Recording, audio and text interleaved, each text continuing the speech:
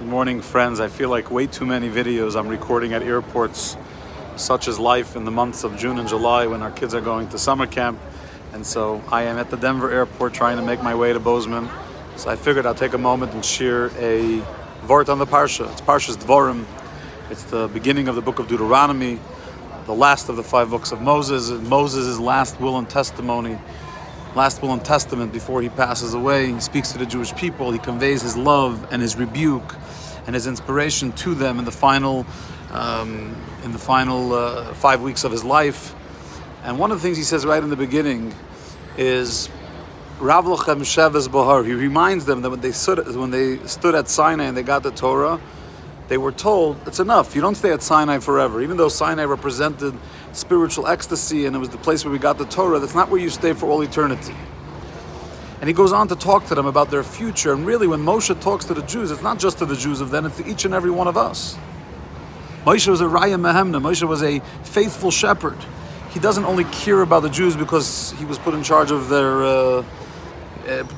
taking them out of Egypt and giving them the Torah. He cares about them because he's connected soulfully with each of them.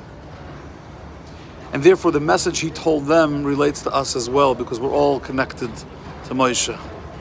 So what is the message? Says the Rebbe, the message is incredible.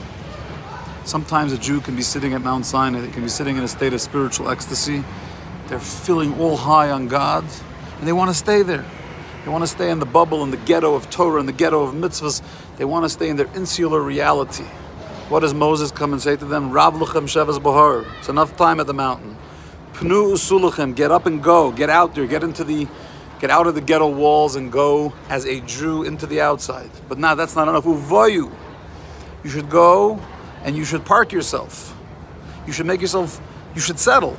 We're Hara Amayri at the Mount of the Amorites. So you're going from Mount Sinai to the Amorites. Amorites represented idolatry and Jew hatred. You're going into enemy turf and you're expected to live as a Jew and inspire your surroundings in that location. Until you arrive at Nahar Gadol, Nahar Pras, to the great river, the Euphrates River, the Nahar Pras, which is only going to become ours when Mashiach comes. So what Moshe Rabbeinu was telling the Jews over 3,000 years ago, an eternal message that if we want to arrive at Mashiach, if we want to arrive to redemption, to the state of utopia that we dream of and we yearn for and we are commanded to believe in, it has to come with the reality that we leave the ghetto walls, we leave Mount Sinai, as spiritually meaningful as it is, and we take that spirituality and we bring it to the outside, we bring it to the world that isn't our comfort zone, but we settle there with the light and beauty of the Torah.